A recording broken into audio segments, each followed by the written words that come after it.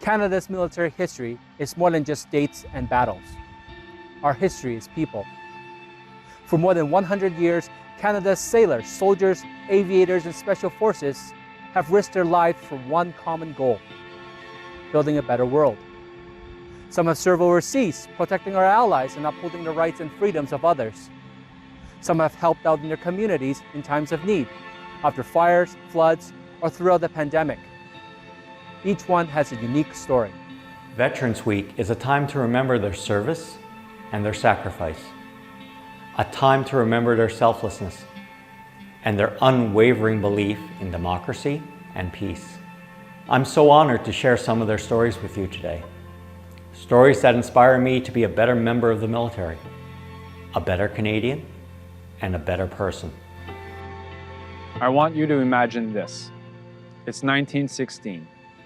You're a young person full of energy. You've left your family back home in Newfoundland and are now in France, near the village of Beaumont-Hamel. You're ready to fight to bring peace and safety back to Europe. It's July 1st, and you and 800 of your comrades in arms advance towards the front line. You continue to fight as those beside you fall. You keep pressing forward long into the night. The next morning, only you and 67 others from your regiment answer the roll call. 700 brave troops are not with you that morning. Some are missing, some are wounded, and some will never answer the call again. That is the terrible cost of war.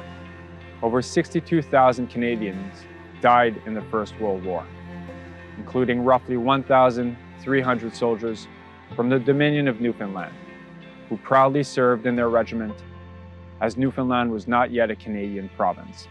We remember their incredible sacrifices and the sacrifices of those who were injured or struggled with their mental health when they came home. But we must also recognize that not everyone was allowed to serve equally, like the members of the No. 2 Construction Battalion. In the early years of the First World War, many Black Canadians were denied entry into the Canadian military because of the color of their skin. They refused to take no for an answer, and in 1916, volunteers all, they were allowed to serve as part of a segregated, non-combatant unit in France. Their determination to serve their country despite the biases that they had faced is something we should never forget. Thankfully, the soldiers of No. 2 Construction Battalion are finally receiving the recognition they were due over 100 years ago. Their story is one of tremendous courage and valor in the face of hate and discrimination. It is an example of the resilience, selflessness, and dedication of those who have fought for our country. And it is a reminder that we still have work to do to fight against racism and injustice here at home. We must also remember our veterans who served in the Second World War. Soldiers like Warrant Officer 2nd Class John Robert Osborne, who led his company to recapture Mount Butler during the defense of Hong Kong in 1941. They charged with their bayonets and they seized the summits from the Japanese forces. But by mid-afternoon, they were surrounded and running low on ammunition and supplies. As bullets and grenades rained down on them, John Osborne courageously picked up many of the live Japanese grenades and threw them back at the enemy. But there was one he could not get to in time. He yelled for his platoon to clear the area, pushed his men aside, and threw himself on the explosive. He was killed instantly. His courage saved many lives, and he was posthumously awarded the Victoria Cross for his valor. 10 years later, and a few thousand kilometers away, roughly 700 Canadians would help defend a force of 5,000 Chinese soldiers at Cap Yeong during the Korean War. They were outnumbered, but not outmatched. They fought valiantly, and they persevered. While the Battle of Cap Yeong was on land, Canadians in Korea also served in the air and on the seas. In the skies, they destroyed enemy jet fighters and transported people and much-needed cargo.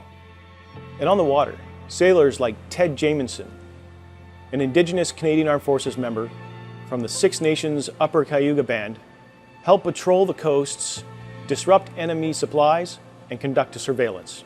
Chief Petty Officer 1st Class Jamieson was an expert in anti-submarine warfare and deployed to Korea on HMCS Iroquois. He was on board Iroquois when the ship was attacked on October 2nd, 1952. an attack that led to the Royal Canadian Navy's only battle casualties during the Korean conflict. He survived and came home to share his vast knowledge with others as a senior instructor at the artillery school in Halifax. Shortly after the Korean War, the United Nations launched its first large-scale peacekeeping effort in response to the Suez Crisis.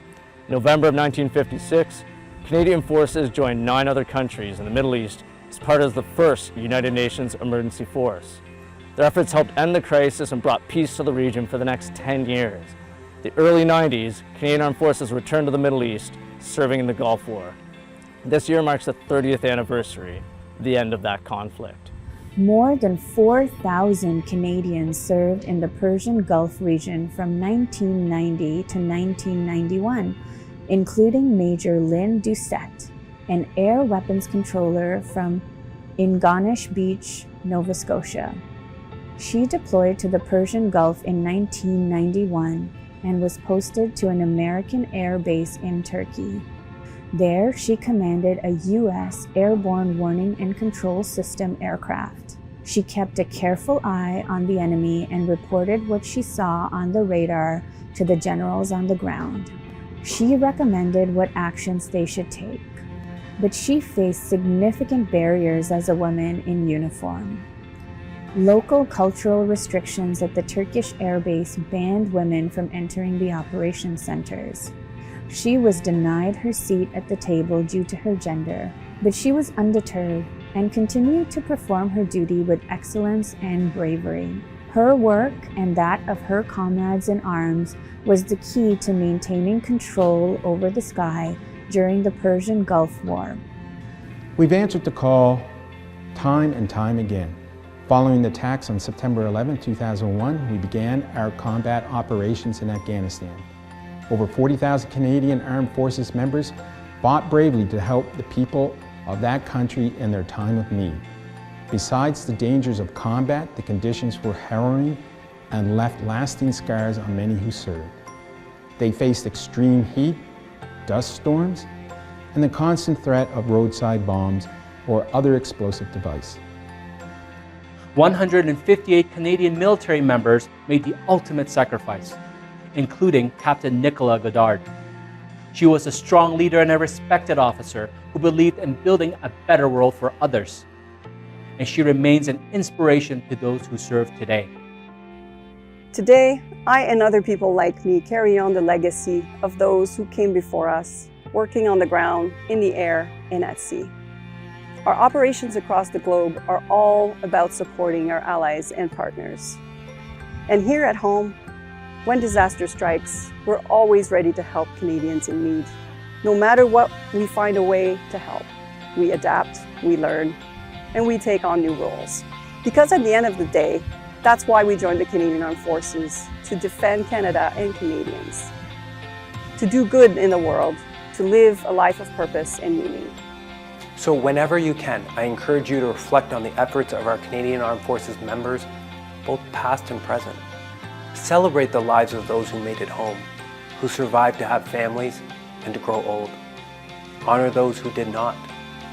And remember that today, there are thousands of members who put their lives on the line in defense of our country, our people, and our values. Lest we forget. Thank you.